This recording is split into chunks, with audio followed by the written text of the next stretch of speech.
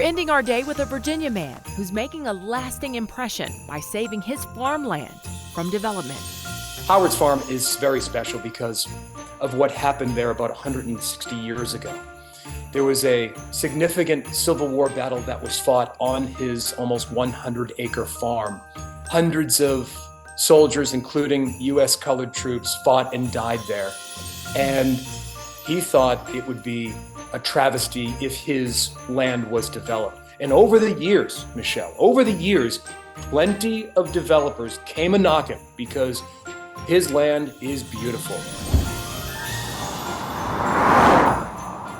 It's a peaceful little corner of the world. Fields, forest, and farmland. Oh, wheat, soybeans, and corn. A trifecta for nature lovers like Howard Eberly. I like everything. We have 3 creeks.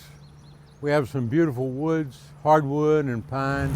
The man from Verina knows every square inch of 4 Mile Creek Farm. A little later in the day, there'd be a dozen deer out there looking at you. He calls this place along Route 5 heaven and home.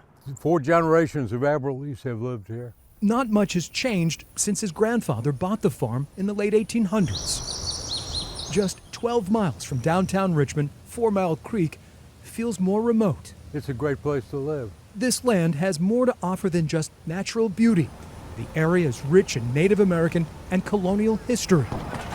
It was also here that in 1864 the Union Army, including hundreds of U.S. colored troops, fought and died during the Battle of Newmarket Heights. So many men died. It's hard to imagine. Because anytime you have a battlefield, it's a history lesson. 14 of the African American soldiers would earn the Medal of Honor. I thought I knew a lot about local history, but in the last 10 years, I've learned so much more. After a while, you start to feel like you're a part of it. Over the years, developers came a-knocking with their ideas and checkbooks. Each time, Howard declined. There was a lot of money involved, but I told him I wasn't interested. But at age 79, you might not fault Howard for cashing in. That's exactly what Howard is not doing. Fortunately, I'm in a position where I can make the decision on what to do with the property. He cannot stomach the thought of townhouses or roads running through his home and so much history. It would break my heart to see this develop. So Howard is taking a stand. The Verina native is donating his 28-acre tract to the Capital Region Land Conservancy.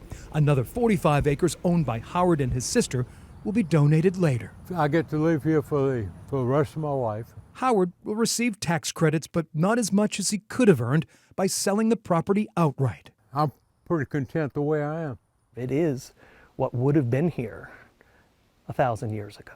Once it's gone, it can be very difficult to try to restore it. The Conservancy's executive director, Parker Agelasto, says Howard's gift is nothing short of heroic. Somebody who takes that extra effort to see the really big picture, absolutely. They don't come often. Howard Eberly, a humble landowner who turned down a lot of green to keep his property green forever. This land should be as it is. It will mean more to more people than anything else I've ever done. Howard's gift is not just to, he turned down lining his pockets, and he's really giving a gift to all of us because that land will be parkland one day, and we'll be able to honor the lives lost there during the Civil War. So preservation was more important than a check. It really was. Thank you so much for continuing to share these incredible stories. Keep up the great work. Merry Christmas. Merry Christmas, and we'll see you in 2023. I love seeing friends and loved ones this time of year, and I hope you're spending time with your favorite people too. Merry Christmas.